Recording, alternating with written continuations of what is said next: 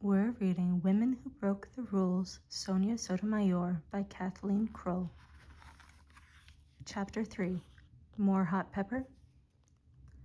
First, Sonia married her boyfriend Kevin on his way to becoming a biologist. Then, in 1976, she entered law school. Yale University gave her a full scholarship. She studied nonstop, breaking rarely to play with her dog, Star. Her classmates were mostly wealthy. She seemed older and more mature than they were, perhaps because of her difficult childhood, or because she was married. But in her first year, she was still often frightened and didn't raise her hand. The lack of bathrooms didn't help. Having the women's bathroom be such a long walk away was a constant reminder that Yale was one of the first law schools to admit women. Once she found her footing, Sonia was as outspoken as ever.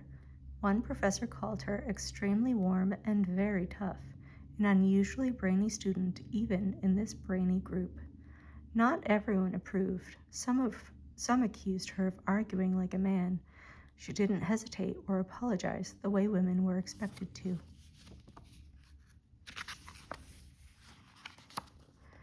Like the other law students, she tried to line up a job while still in school. Her quest didn't go well. At one firm, she felt insulted.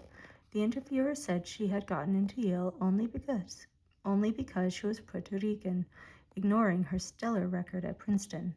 Sonia was angry enough to fight back. She filed a complaint, and the law firm was ordered to apologize. Then came the night of the free cheddar cheese cubes. Curious, not to mention hungry, she was lured into a meeting room.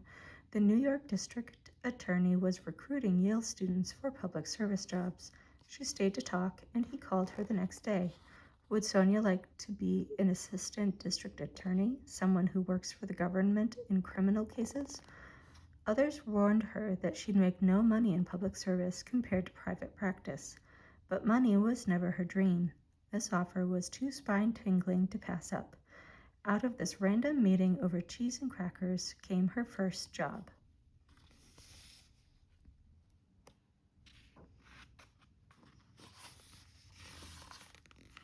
Sonia pounced at the chance to be back in New York City in 1979, fighting a wave of crimes. She was one of the ducklings, the newbies. She had 100 cases on her desk at a time, working from 7 in the morning until 10 at night. She started off handling petty offenses, disorderly conduct, minor assault, graffiti. It was her job to prove that the people on trial really had shoplifted or trespassed. Just weeks after she started, she was the first in her group of ducklings to have a case go to trial.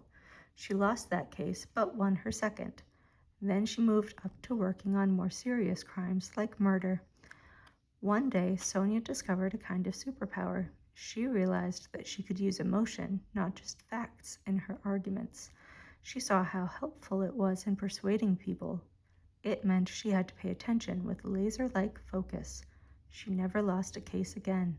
Her first murder trial was about a man known as the Tarzan murderer. He swung into apartments through windows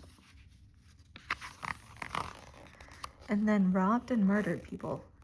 She won, and he was sentenced to 67 years in prison. In her 4 years on this job, she broke rules women were supposed to follow. Some male lawyers assumed she was a secretary in the courtroom to type up notes. She learned to never let on that she knew how to type. Some may have wanted to use her old nickname, Hot Pepper.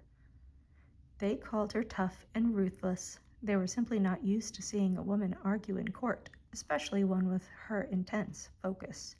She reacted by trying to keep her sense of humor and balance. Working such long hours left her with little time for salsa dancing, baseball games, or her marriage.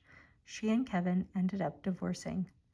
By 1983, it was time for a change.